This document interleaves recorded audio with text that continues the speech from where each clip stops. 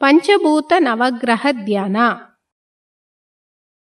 ನಾವು ಕುಳಿತುಕೊಂಡಿರುವ ಆವರಣವೆಲ್ಲವೂ ಒಳ್ಳೆ ದೈವೀಕ ಶಕ್ತಿಯಿಂದ ತುಂಬಿದೆ. ನಾವು ಕುಳಿತುಕೊಂಡಿರುವ ಆವರಣವೆಲ್ಲವೂ ಒಳ್ಳೆ ದೈವೀಕ ಶಕ್ತಿಯಿಂದ ತುಂಬಿದೆ. ನಾವು ಕುಳಿತುಕೊಂಡಿರುವ ಆವರಣವೆಲ್ಲವೂ ಒಳ್ಳೆ ದೈವೀಕ ಶಕ್ತಿಯಿಂದ ತುಂಬಿದೆ. ದೈವೀಕ ಮಹಾಶಕ್ತಿಯು ದೇಹದಲ್ಲೂ ಪ್ರಾಣದಲ್ಲೂ ಅಲೆಯಾಗಿ ಹಾಯುತ್ತಿದೆ. ದೈವೀಕ ಮಹಾಶಕ್ತಿಯು ಹಗಲು ಇರುಳು ಎಲ್ಲ ಸಮಯಗಳಲ್ಲೂ ಎಲ್ಲ ಸ್ಥಳಗಳಲ್ಲೂ ಎಲ್ಲ ಉದ್ಯೋಗಗಳಲ್ಲೂ ಸಹವರ್ತಿಯಾಗಿ ಸಂರಕ್ಷಣೆಯಾಗಿ ಮಾರ್ಗದರ್ಶಕವಾಗಿಯೂ ಇರಲಿ. ತಾಯಿಗೆ ವಂದನೆ. ತಂದೆಗೆ ವಂದನೆ. ಗುರು ಯೋಗಿರಾಜ್ ವೇದಾತ್ರಿ ಮಹರ್ಷಿಯವರಿಗೆ ವಂದನೆ. ಪಂಚಭೂತ ನವಗ್ರಹ ಧ್ಯಾನ. ಪಂಚಭೂತಗಳನ್ನು ಪೃಥ್ವಿ, ಅಪ್ಪು, ತೇಯು, ವಾಯು, ಆಕಾಶ್ ಎಂದು ಹೇಳುವರು. ಅವು ನೆಲ, ನೀರು, ಬೆಂಕಿ, ಗಾಳಿ, ಆಕಾಶ್ ಕಣ. ಇವುಗಳಲ್ಲಿ 5ನೆಯ ತತ್ವವಾದ ಮಣ್ಣು ಎಂಬ ನೆಲದ ಮೇಲೆ ಧ್ಯಾನವನ್ನು ಆರಂಭಿಸೋಣ.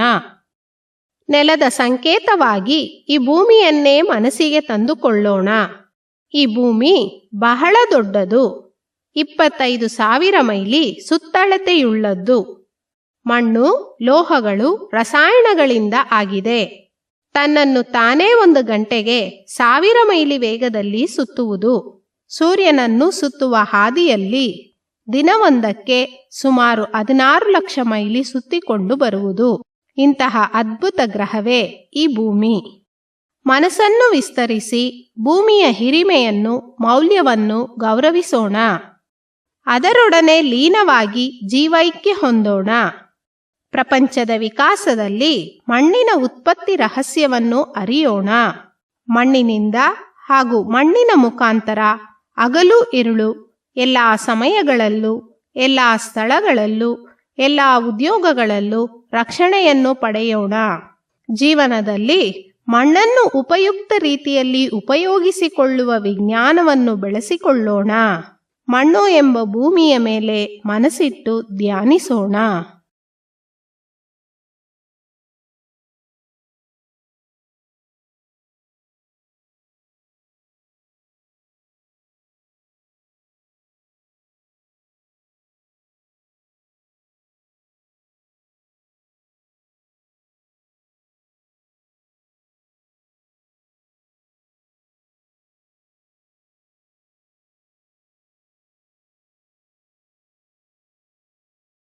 ಪ್ರಪಂಚದ ವಿಕಾಸದಲ್ಲಿ 4ನೆಯ ತತ್ವವಾದ ನೀರಿನ ಮೇಲೆ ಧ್ಯಾನವನ್ನು ಆರಂಭಿಸೋಣ. ಈ ಭೂಮಿ 72% ನೀರಿನಿಂದ ಆವೃತ್ತವಾಗಿದೆ. ನೀರಿನ ಅಸ್ತಿತ್ವವನ್ನು ಮೋಡಗಳಲ್ಲಿ, ಸಸ್ಯಗಳಲ್ಲಿ, ಜೀವರಾಶಿಗಳಲ್ಲಿಯೂ ನಾವು ಕಾಣಬಹುದು. ಜೀವಿಗಳು ಜೀವಿಸುವುದಕ್ಕೆ ನೀರು ಎಷ್ಟು ಅಗತ್ಯ ಎಂಬುದನ್ನು ತಿಳಿದುಕೊಳ್ಳುತ್ತೇವೆ. ಮನಸ್ಸನ್ನು ವಿಸ್ತರಿಸಿ ನೀರಿನ ಹಿರಿಮೆಯನ್ನು ಮೌಲ್ಯವನ್ನು ಗೌರವಿಸೋಣ. ನೀರಿನೊಡನೆ ಲೀನವಾಗಿ ಜೀವೈಕ್ಯ ಹೊಂದೋಣ. ಪ್ರಪಂಚದ ವಿಕಾಸದಲ್ಲಿ ನೀರಿನ ಉತ್ಪತ್ತಿ ರಹಸ್ಯವನ್ನು ಅರಿಯೋಣ. ನೀರಿನಿಂದ ಹಾಗೂ ನೀರಿನ ಮುಖಾಂತರ ಹಗಲು ಇರುಳು ಎಲ್ಲ ಸಮಯಗಳಲ್ಲೂ ಎಲ್ಲ ಸ್ಥಳಗಳಲ್ಲೂ ಎಲ್ಲ ಉದ್ಯೋಗಗಳಲ್ಲೂ ರಕ್ಷಣೆಯನ್ನು ಪಡೆಯೋಣ.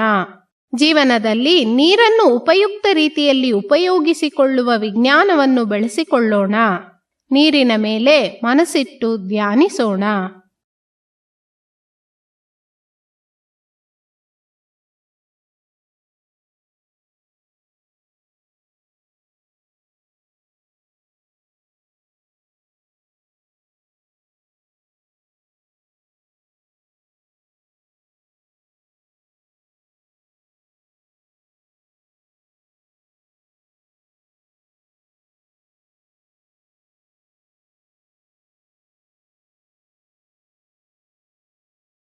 ಪ್ರಪಂಚದ ವಿಕಾಸದಲ್ಲಿ 3ನೆಯ ತತ್ವವಾದ ಬೆಂಕಿಯ ಮೇಲೆ ಧ್ಯಾನವನ್ನು ಆರಂಭಿಸೋಣ. ಭೂಮಿ ತನ್ನನ್ನು ತಾನೇ ಬಹಳ ವೇಗವಾಗಿ ಸುತ್ತುತ್ತಿದೆ. ಆದುದರಿಂದ ಅದರಲ್ಲಿರುವ ಘನವಸ್ತುಗಳೆಲ್ಲ ಅದರ ಕೇಂದ್ರ ಭಾಗದಲ್ಲಿ ದಟ್ಟವಾಗುತ್ತಿವೆ. ಈ ದಟ್ಟತೆಯಿಂದ ಭೂಮಿಯ ಕೇಂದ್ರ ಭಾಗದಲ್ಲಿ ಅಣುಸ್ಫೋಟ ಉಂಟಾಗಿ ಯಾವಾಗಲೂ ಬೆಂಕಿ ಉಂಟಾಗುತ್ತಿರುತ್ತದೆ. ಇದರ ಶಾಖ ಭೂಮಿಯ ಮೇಲ್ಭಾಗದವರೆಗೆ ಬಂದು ಅಲ್ಲಿ ವಾಸಿಸುವ ಜೀವಿಗಳಿಗೆ ಶಕ್ತಿಯನ್ನು, ಉತ್ತೇಜನವನ್ನು ಕೊಡುತ್ತಿರುತ್ತದೆ. ಆ ಮಹಾ ಬೆಂಕಿಯನ್ನು ಮನದಲ್ಲಿ ತಂದುಕೊಳ್ಳೋಣ. ಮನಸ್ಸನ್ನು ವಿಸ್ತರಿಸಿ ಬೆಂಕಿಯ ಹಿರಿಮೆಯನ್ನು, ಮೌಲ್ಯವನ್ನು ಗೌರವಿಸೋಣ. ಬೆಂಕಿಯೊಡನೆ ಲೀನವಾಗಿ ಜೀವೈಕ್ಯ ಹೊಂದೋಣ. ಪ್ರಪಂಚದ ವಿಕಾಸದಲ್ಲಿ ಬೆಂಕಿಯ ಉತ್ಪತ್ತಿ ರಹಸ್ಯವನ್ನು ಅರಿಯೋಣ. ಬೆಂಕಿಯಿಂದ ಹಾಗೂ ಬೆಂಕಿಯ ಮುಖಾಂತರ ಹಗಲು ಇರುಳು ಎಲ್ಲ ಸಮಯಗಳಲ್ಲೂ, ಎಲ್ಲ ಸ್ಥಳಗಳಲ್ಲೂ, ಎಲ್ಲ ಉದ್ಯೋಗಗಳಲ್ಲೂ ರಕ್ಷಣೆಯನ್ನು ಪಡೆಯೋಣ. ಜೀವನದಲ್ಲಿ ಬೆಂಕಿಯನ್ನು ಉಪಯುಕ್ತ ರೀತಿಯಲ್ಲಿ ಉಪಯೋಗಿಸಿಕೊಳ್ಳುವ ವಿಜ್ಞಾನವನ್ನು ಬೆಳೆಸಿಕೊಳ್ಳೋಣ. ಬೆಂಕಿಯ ಮೇಲೆ ಮನಸ್ಸಿಟ್ಟು ಧ್ಯಾನಿಸೋಣ.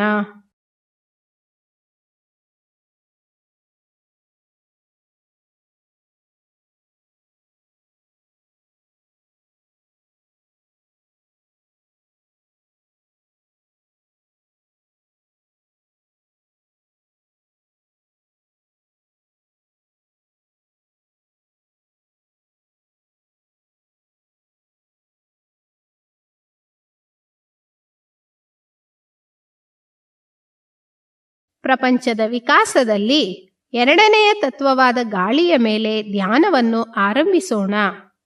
ಭೂಮಿಯ ಸುತ್ತಲೂ 10 ಮೈಲಿ ಎತ್ತರದವರೆಗೆ ದಟ್ಟವಾಗಿ, ಅದಕ್ಕೂ ಮೇಲೆ ಹಗುರವಾಗಿ ಗಾಳಿ ಕವಚದಂತೆ ಆವರಿಸಿ ಚಲಿಸುತ್ತಿದೆ. ಜೀವಿಗಳು ಜೀವಿಸಲು ಗಾಳಿ ಎಷ್ಟು ಅಗತ್ಯ ಎಂಬುದನ್ನು ನಾವು ಅರಿಯೋಣ.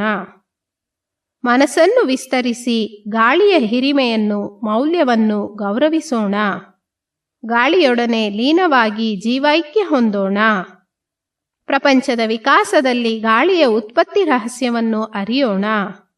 ಗಾಳಿಯಿಂದ ಹಾಗೂ ಗಾಳಿಯ ಮುಖಾಂತರ ಹಗಲು ಇರುಳು ಎಲ್ಲ ಸಮಯಗಳಲ್ಲೂ, ಎಲ್ಲ ಸ್ಥಳಗಳಲ್ಲೂ, ಎಲ್ಲ ಉದ್ಯೋಗಗಳಲ್ಲೂ ರಕ್ಷಣೆಯನ್ನು ಪಡೆಯೋಣ.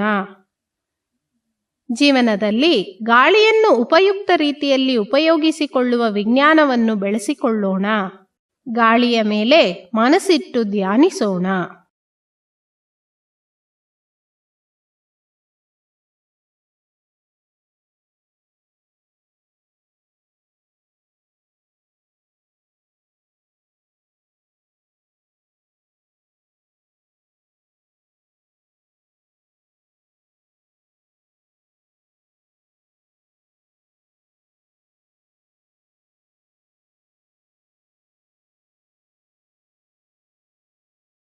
ಪ್ರಪಂಚದ ವಿಕಾಸದಲ್ಲಿ ಮೊದಲನೆಯ ತತ್ವವಾದ ಆಕಾಶ ಕಣದ ಮೇಲೆ ಧ್ಯಾನವನ್ನು ಆರಂಭಿಸೋಣ.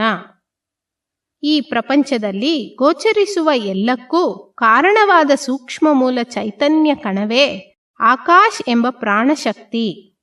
ನಮ್ಮ ದೇಹದೊಳಗೆ ಪ್ರಾಣಶಕ್ತಿಯಾಗಿಯೂ, ಪ್ರಪಂಚವೆಲ್ಲ ಶಕ್ತಿ ಕ್ಷೇತ್ರವಾಗಿಯೂ ಎಲ್ಲೆಲ್ಲೂ ಎಡಬಿಡದೆ ತುಂಬಿರುವುದು ಆಕಾಶ ಕಣ. ಈ ಆಕಾಶ ಕಣದ ಸೇರುವಿಕೆಯೇ ನೆಲ, ನೀರು, ಬೆಂಕಿ, ಗಾಳಿ ಎಂಬ 4 ಭೂತಗಳು. ಮನಸ್ಸನ್ನು ವಿಸ್ತರಿಸಿ ಆಕಾಶ ಕಣದ ಹಿರಿಮೆಯನ್ನು, ಮೌಲ್ಯವನ್ನು ಅರಿಯೋಣ. ಆಕಾಶ ಕಣದೊಂದಿಗೆ ಲೀನವಾಗಿ ಜೀವೈಕ್ಯ ಹೊಂದೋಣ. ಪ್ರಪಂಚದ ವಿಕಾಸದಲ್ಲಿ ಆಕಾಶ ಕಣದ ಉತ್ಪತ್ತಿ ರಹಸ್ಯವನ್ನು ಅರಿಯೋಣ. ಆಕಾಶ ಕಣದಿಂದ ಹಾಗೂ ಆಕಾಶ ಕಣದ ಮುಖಾಂತರ ಹಗಲು ಇರುಳು ಎಲ್ಲ ಸಮಯಗಳಲ್ಲೂ, ಎಲ್ಲ ಸ್ಥಳಗಳಲ್ಲೂ, ಎಲ್ಲ ಉದ್ಯೋಗಗಳಲ್ಲೂ ರಕ್ಷಣೆಯನ್ನು ಪಡೆಯೋಣ. ಜೀವನದಲ್ಲಿ ಆಕಾಶ ಕಣವನ್ನು ಉಪಯುಕ್ತ ರೀತಿಯಲ್ಲಿ ಉಪಯೋಗಿಸಿಕೊಳ್ಳುವ ವಿಜ್ಞಾನವನ್ನು ಬೆಳೆಸಿಕೊಳ್ಳೋಣ. ಆಕಾಶ ಕಣದ ಮೇಲೆ ಮನಸ್ಸಿಟ್ಟು ಧ್ಯಾನಿಸೋಣ. ಪ್ರಪಂಚದ ಪೂರ್ತಿ ಆಕಾಶ ಕಣ ತುಂಬಿದ ಶಕ್ತಿ ಕ್ಷೇತ್ರದ ಮೇಲೆ ಧ್ಯಾನಿಸೋಣ.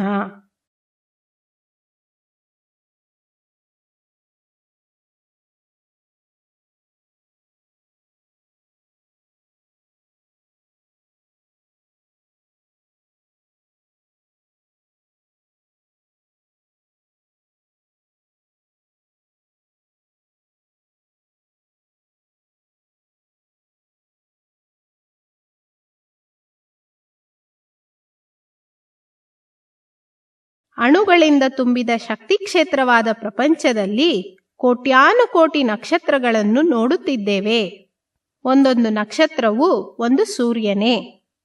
ಅವುಗಳಲ್ಲಿ ನಮ್ಮ ಭೂಮಿ ಸುತ್ತಿಕೊಂಡು ಬರುತ್ತಿರುವ ನಕ್ಷತ್ರವೇ ಸೂರ್ಯ.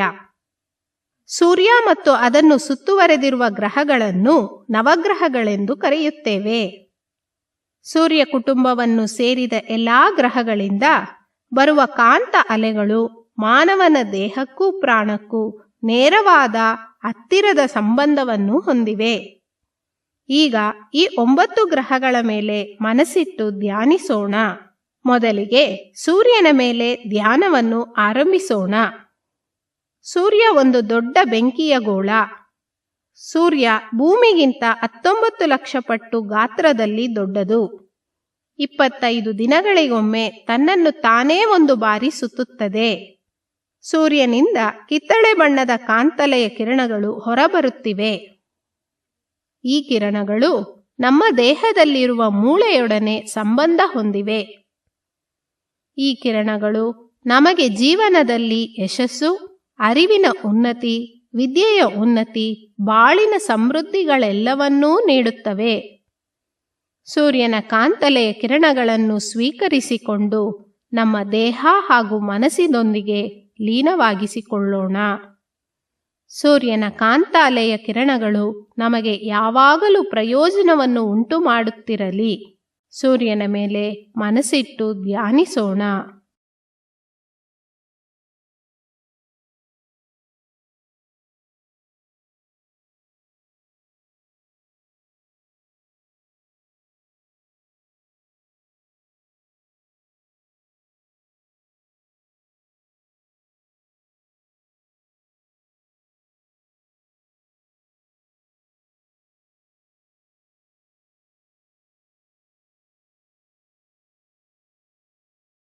ಬುಧಗ್ರಹದ ಮೇಲೆ ಧ್ಯಾನವನ್ನು ಆರಂಭಿಸೋಣ.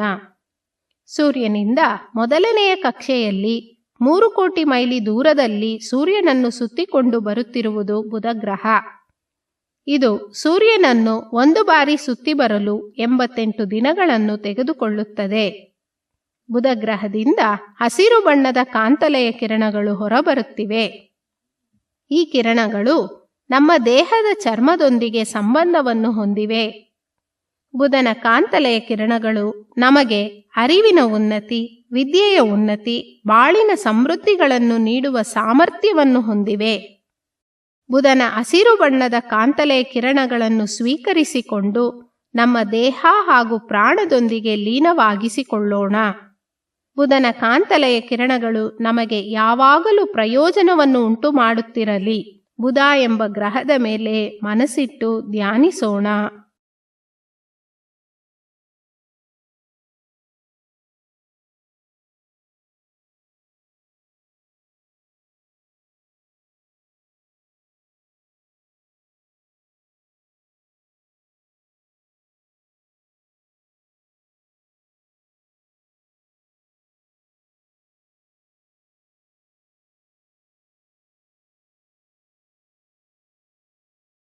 ಶುಕ್ರ ಗ್ರಹದ ಮೇಲೆ ಧ್ಯಾನವನ್ನು ಆರಂಭಿಸೋಣ.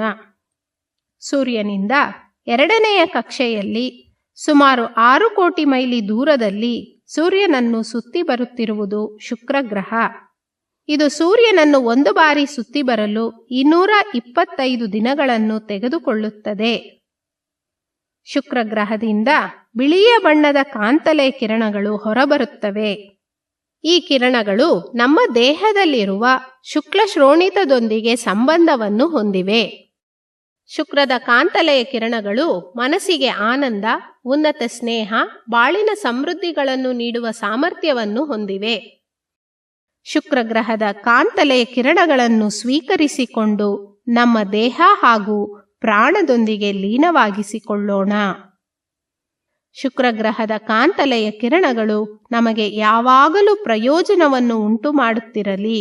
ಶುಕ್ರ ಗ್ರಹದ ಮೇಲೆ ಮನಸ್ಸಿಟ್ಟು ಧ್ಯಾನಿಸೋಣ.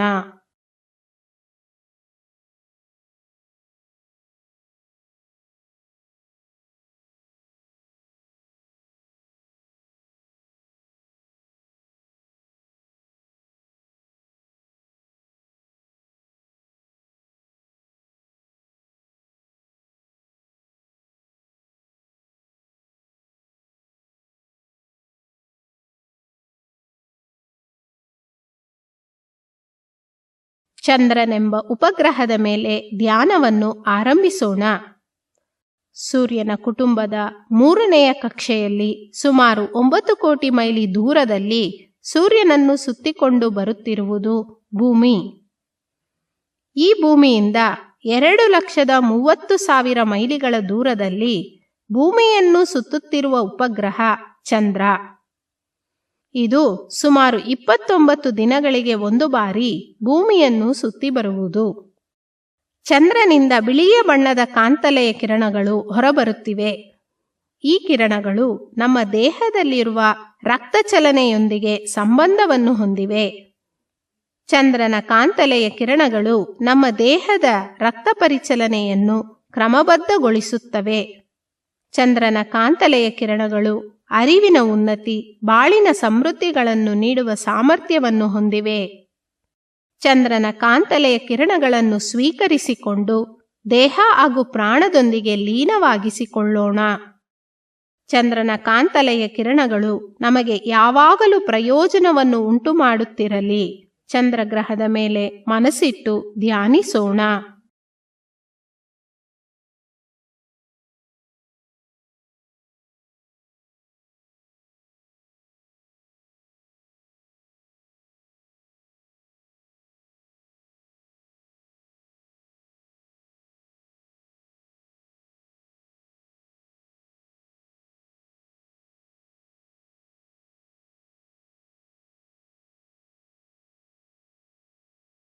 ಮಂಗಳ ಗ್ರಹದ ಮೇಲೆ ಧ್ಯಾನವನ್ನು ಆರಂಭಿಸೋಣ. ಸೂರ್ಯನಿಂದ 4ನೆಯ ಕಕ್ಷೆಯಲ್ಲಿ ಸುಮಾರು 14 ಕೋಟಿ ಮೈಲಿಗಳ ದೂರದಲ್ಲಿ ಸೂರ್ಯನನ್ನು ಸುತ್ತಿ ಬರುತ್ತಿರುವುದು ಮಂಗಳ ಗ್ರಹ. ಇದು ಸೂರ್ಯನನ್ನು ಒಂದು ಬಾರಿ ಸುತ್ತಿ ಬರಲು 18 ತಿಂಗಳುಗಳನ್ನು ತೆಗೆದುಕೊಳ್ಳುತ್ತದೆ. ಮಂಗಳ ಗ್ರಹದಿಂದ ಹವಳದ ಕೆಂಪು ಬಣ್ಣದ ಕಿರಣಗಳು ಹೊರಬರುತ್ತಿವೆ. ಈ ಕಿರಣಗಳು ನಮ್ಮ ದೇಹದಲ್ಲಿರುವ ಮಜ್ಜೆಯೊಡನೆ ಸಂಬಂಧವನ್ನು ಹೊಂದಿವೆ. ಮಂಗಳದ ಕಾಂತಲೆಯ ಕಿರಣಗಳು ನಿರ್ಭಯತೆ, ವಿಜ್ಞಾನದ ಅರಿವು, ಸತ್ಯದ ಅರಿವು, ಬಾಳಿನ ಸಮೃದ್ಧಿಗಳನ್ನು ನೀಡುವ ಸಾಮರ್ಥ್ಯವನ್ನು ಹೊಂದಿವೆ. ಮಂಗಳದ ಕಾಂತಲೆಯ ಕಿರಣಗಳನ್ನು ಸ್ವೀಕರಿಸಿಕೊಂಡು ನಮ್ಮ ದೇಹ ಹಾಗೂ ಪ್ರಾಣದೊಂದಿಗೆ ಲೀನವಾಗಿಸಿಕೊಳ್ಳೋಣ. ಮಂಗಳದ ಕಾಂತಲೆಯ ಕಿರಣಗಳು ನಮಗೆ ಯಾವಾಗಲೂ ಪ್ರಯೋಜನವನ್ನು ಉಂಟು ಮಾಡುತ್ತಿರಲಿ. ಮಂಗಳ ಗ್ರಹದ ಮೇಲೆ ಮನಸ್ಸಿಟ್ಟು ಧ್ಯಾನಿಸೋಣ.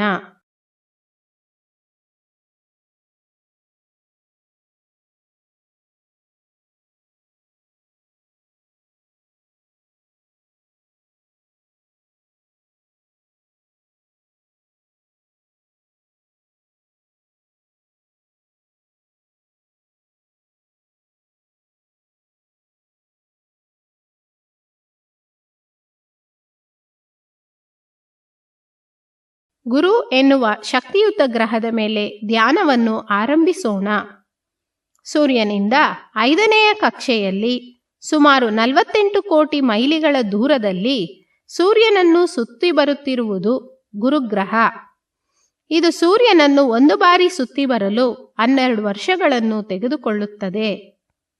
ಗುರುಗ್ರಹದಿಂದ ಬಂಗಾರದ ಬಣ್ಣದ ಕಾಂತಲೆಯ ಕಿರಣಗಳು ಹೊರಬರುತ್ತಿವೆ. ಈ ಕಿರಣಗಳು ನಮ್ಮ ದೇಹದಲ್ಲಿರುವ ಮೆದುಳಿನ ಕೋಶಗಳೊಂದಿಗೆ ಸಂಪರ್ಕವನ್ನು ಹೊಂದಿವೆ.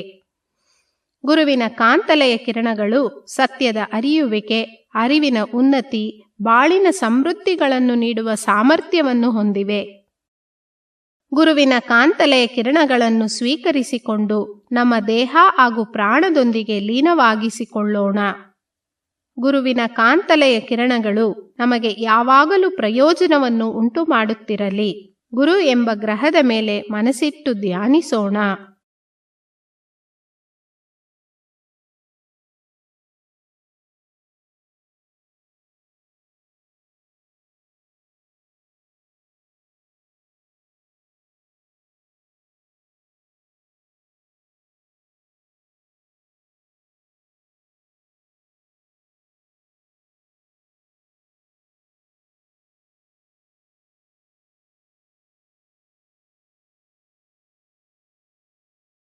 ಶನಿ ಎನ್ನುವ ಶಕ್ತಿಯುತ ಗ್ರಹದ ಮೇಲೆ ಧ್ಯಾನವನ್ನು ಆರಂಭಿಸೋಣ. ಸೂರ್ಯನಿಂದ 6ನೆಯ ಕಕ್ಷೆಯಲ್ಲಿ ಸುಮಾರು 88 ಕೋಟಿ ಮೈಲಿ ದೂರದಲ್ಲಿ ಸೂರ್ಯನನ್ನು ಸುತ್ತಿಕೊಂಡು ಬರುತ್ತಿರುವುದು ಶನಿ ಗ್ರಹ. ಇದು ಸೂರ್ಯನನ್ನು ಒಂದು ಬಾರಿ ಸುತ್ತಿ ಬರಲು 30 ವರ್ಷಗಳನ್ನು ತೆಗೆದುಕೊಳ್ಳುತ್ತದೆ. ಶನಿ ಗ್ರಹದಿಂದ ಬೂದಿ ಬಣ್ಣದ ಕಾಂತಲೆಯ ಕಿರಣಗಳು ಹೊರಬರುತ್ತಿವೆ. ಈ ಕಿರಣಗಳು ನಮ್ಮ ದೇಹದಲ್ಲಿರುವ ನರಗಳೊಂದಿಗೆ ಸಂಬಂಧವನ್ನು ಹೊಂದಿವೆ. ಶನಿಗ್ರಹದ ಕಾಂತಲೆಯ ಕಿರಣಗಳು ನಮಗೆ ದೀರ್ಘಾಯುಷು, ದೇಹ ಆರೋಗ್ಯ, ವಸ್ತು ಸಮೃದ್ಧಿ, ಮಾನಸಿಕ ಸಮೃದ್ಧಿಗಳನ್ನು ನೀಡುವ ಸಾಮರ್ಥ್ಯವನ್ನು ಹೊಂದಿವೆ. ಶನಿಯಿಂದ ಬರುವ ಕಾಂತಲೆಯ ಕಿರಣಗಳನ್ನು ಸ್ವೀಕರಿಸಿಕೊಂಡು ನಮ್ಮ ದೇಹ ಹಾಗೂ ಪ್ರಾಣದೊಂದಿಗೆ ಲೀನವಾಗಿಸಿಕೊಳ್ಳೋಣ. ಶನಿಯ ಕಾಂತಲೆಯ ಕಿರಣಗಳು ನಮಗೆ ಯಾವಾಗಲೂ ಪ್ರಯೋಜನವನ್ನು ಉಂಟು ಮಾಡುತ್ತಿರಲಿ. ಶನಿ ಎಂಬ ಗ್ರಹದ ಮೇಲೆ ಮನಸ್ಸಿಟ್ಟು ಧ್ಯಾನಿಸೋಣ.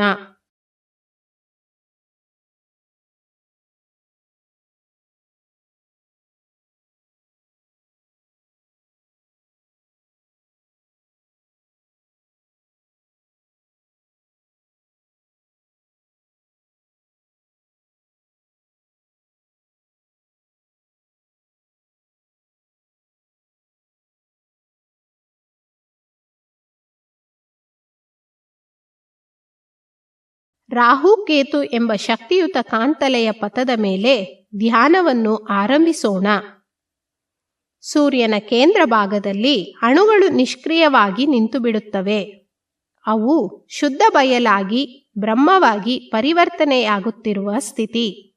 ಇದೇ ಕಪ್ಪು ರಂಧ್ರ, ಬ್ಲ್ಯಾಕ್ ಹೋಲ್ ಎನ್ನಲ್ಪಡುವುದು.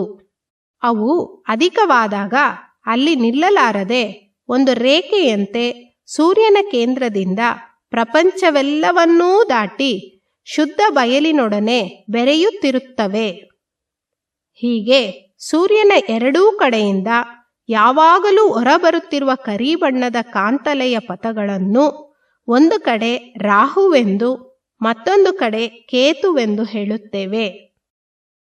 ರಾಹು ಮತ್ತು ಕೇತು ಎಂಬ ಎರಡು ಕಾಂತಲೆಯ ಪಥಗಳಿಂದ ಕಪ್ಪು ಬಣ್ಣದ ಕಾಂತಲೆಯ ಕಿರಣಗಳು ಹೊರಬರುತ್ತಿರುತ್ತವೆ. ಈ ಕಿರಣಗಳು ನಮ್ಮ ದೇಹದಲ್ಲಿರುವ ಓಜಸ್ ಎಂಬ ಶುದ್ಧ ಶಕ್ತಿಯೊಡನೆ ಸಂಬಂಧವನ್ನು ಹೊಂದಿದೆ. ರಾಹುಕೇತು ಕಾಂತ ಅಲೆಗಳು ಸತ್ಯದ ವಿವರಣೆ, ದೇಹ ಆರೋಗ್ಯ, ಜೀವನ ಸಮೃದ್ಧಿಗಳೆಲ್ಲವನ್ನೂ ನೀಡುವ ಸಾಮರ್ಥ್ಯವನ್ನು ಹೊಂದಿವೆ. ರಾಹುಕೇತುವಿನ ಕಾಂತ ಅಲೆಗಳನ್ನು ನಾವು ಸ್ವೀಕರಿಸಿಕೊಂಡು ನಮ್ಮ ದೇಹ ಹಾಗೂ ಪ್ರಾಣದೊಂದಿಗೆ ಲೀನವಾಗಿಸಿಕೊಳ್ಳೋಣ. ರಾಹುಕೇತುವಿನ ಕಾಂತ ಅಲೆಗಳು ನಮಗೆ ಯಾವಾಗಲೂ ಪ್ರಯೋಜನವನ್ನು ಉಂಟು ಮಾಡುತ್ತಿರಲಿ. ರಾಹುಕೇತು ಎಂಬ ಕಾಂತಲೆಯ ಪಥಗಳ ಮೇಲೆ ಮನಸ್ಸಿಟ್ಟು ಧ್ಯಾನಿಸೋಣ.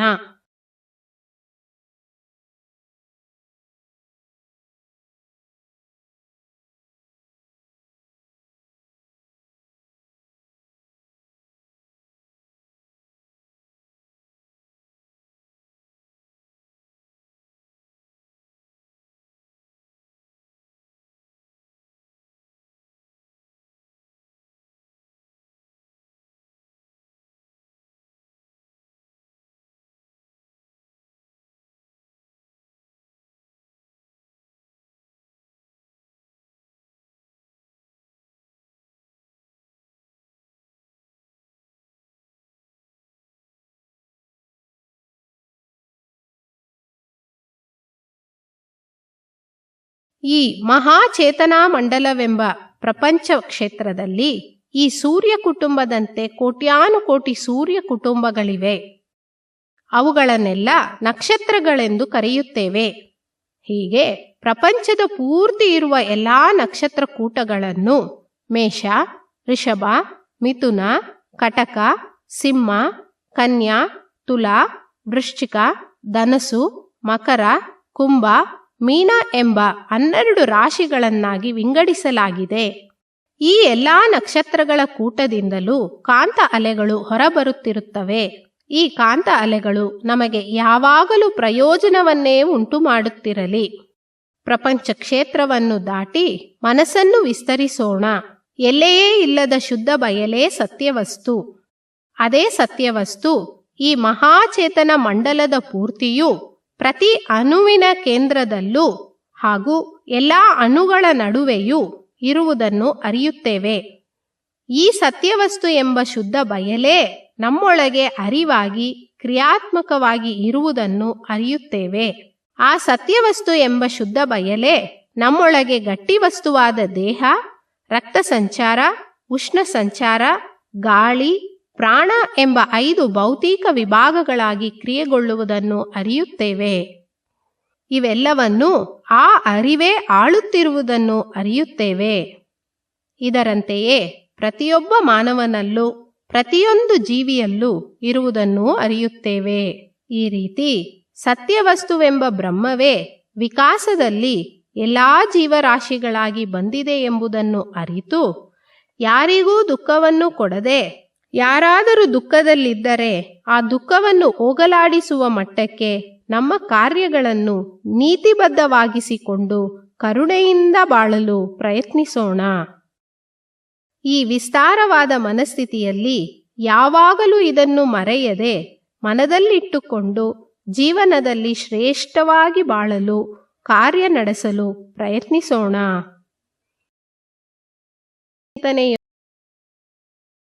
ಮುಗಿಸೋಣ.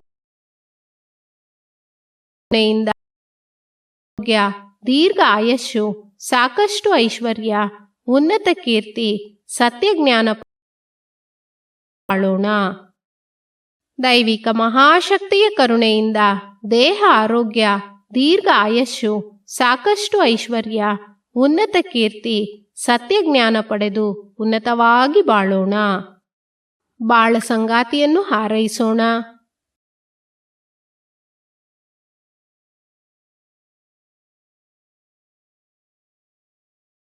ಹೆತ್ತ ಮಕ್ಕಳ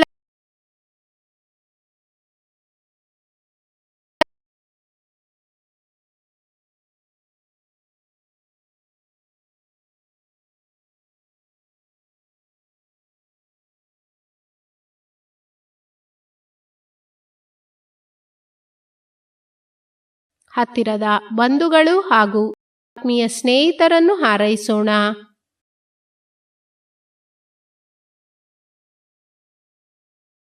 ಉದ್ಯೋಗ ಕ್ಷೇತ್ರದಲ್ಲಿ, ದಿನನಿತ್ಯ ಕರ್ತವ್ಯಗಳಲ್ಲಿ ನಮ್ಮೊಂದಿಗೆ ಸಂಪರ್ಕ ಹೊಂದಿರುವವರನ್ನು ಹಾರೈಸೋಣ.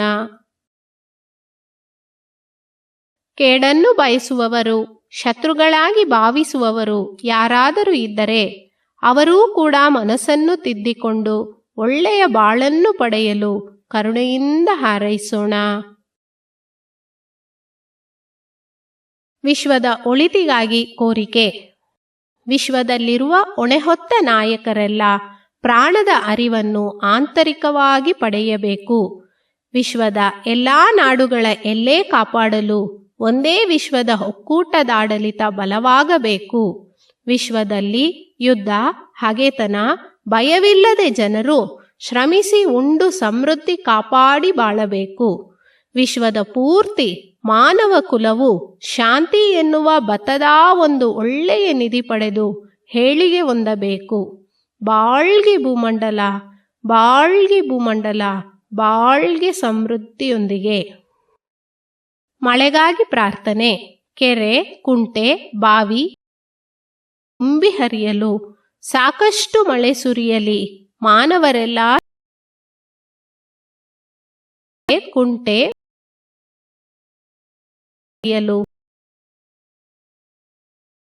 ಮಾನವರೆಲ್ಲ ಸಮೃದ್ಧಿಯಾಗಿ ಬಾಳಲಿ. ಕೆರೆ, ಕುಂಟೆ, ಬಾವಿ, ನದಿಗಳೆಲ್ಲ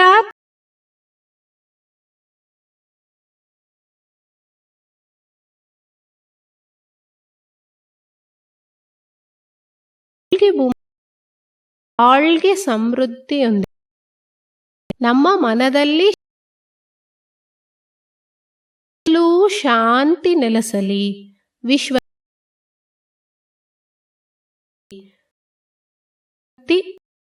ಶಾಂತಿ ಶಾಂತಿ.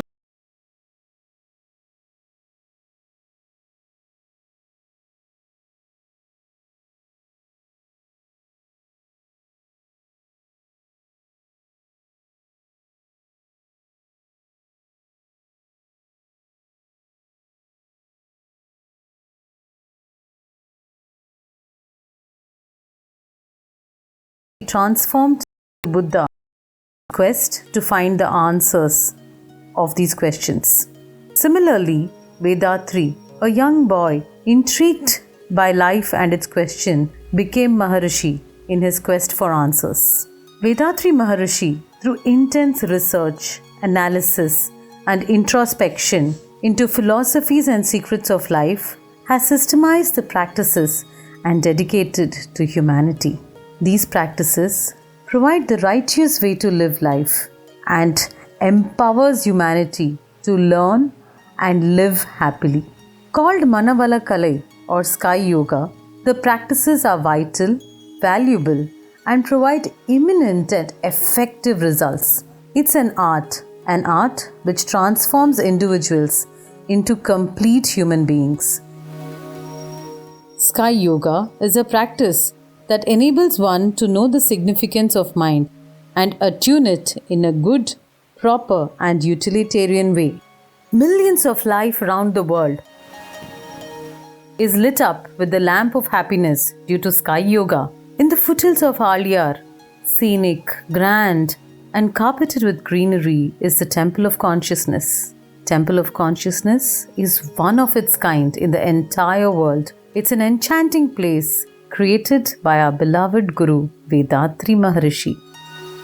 Majority of the people around the world are leading a miserable, painful and sorrowful life because of their destiny. Temple of Consciousness teaches the art of leading successful life through the teachings of Vedatri Maharishi to all who come in without discrimination. Those who step inside the Temple of Consciousness will definitely handle the problems in their life in a matured and determined way and overcome them, resulting in them leading a satisfied, successful, and a happy life. The simplified physical exercises that are taught in Sky Yoga keeps us brisk, refreshing, robust, and enthusiastic the whole day. They serve as remedies for chronic, long-lasting diseases and also as prevention from various ailments. Sky Yoga is designed and tailor-made for all. From children to elders, all can practice it easily. The powerful secrets of Kayakalpa Yoga, as practiced by ancient Siddhas and Yogis, is taught in Sky. This is the secret to youthfulness, and it helps us improve our immunity and increase the longevity of our life. With regular practice of Kayakalpa Yoga, our life force is converted into healthy and creative energy force. The art of mindfulness. It calms our mind, enabling us to live a peaceful, serene, and happy life. Deep Kundalini meditations are taught in Sky Yoga. Sky is the Akshaya Patram, meaning the inexhaustible vessel. It's a wishing tree that fulfills all our wishes, bestowed upon us gracefully by Guru Vedatri Maharishi. The teachings enable us to neutralize anger, eradicate our worries, remove our fears, boost our self-confidence, and helps in economical and social upliftment. Temple of Consciousness provides hygienic rooms with modern facilities for all its visitors who come from across the globe to learn Sky Yoga. The food that is prepared is healthy, nutritional, and hygienically prepared, and very tasty. The practices are taught in air-conditioned auditoriums and an ambience which is peaceful, well-aerated, and nature-blessed. In addition to Sky practices, activities like trekking, boating, visiting to waterfalls, going around the campus in battery-operated cars, traditional bullock cart rides are available. All these take us back in time. The atmosphere, activities, and stay allows us to focus on self, breaking the monotony of life. These practices help us in performing our duties, jobs, and professions in an unique, individualized way and paves the way for success in all areas. Guru Vedatri Maharishi's aim was to elevate consciousness and spread happiness to all. He designed courses on the deep introspection techniques, Brahma Jnanam or divine realization, and also gave teacher training courses. The Temple of Consciousness and the World Community Service Center, which was founded with love and compassion by our revered Guru Vedatri Maharishi, are instrumental in spreading noble services all over the world. Padma Shri Arulnidhi S.K.M. Mailanandan took the charge of the World Community Service Center after Vedatri Maharishi's Mahasamadhi. A contemporary leader, he is rendering selfless service and fulfilling the dreams of Vedatri Maharishi. We invite you all to the Alia Temple of Consciousness online and residential courses, which transforms an individual into a divine and a great human being through Sky Yoga practices. Come and experience love, peace, and bliss from the simple and yet powerful transformative practices of Sky Yoga. Be blessed by the Divine.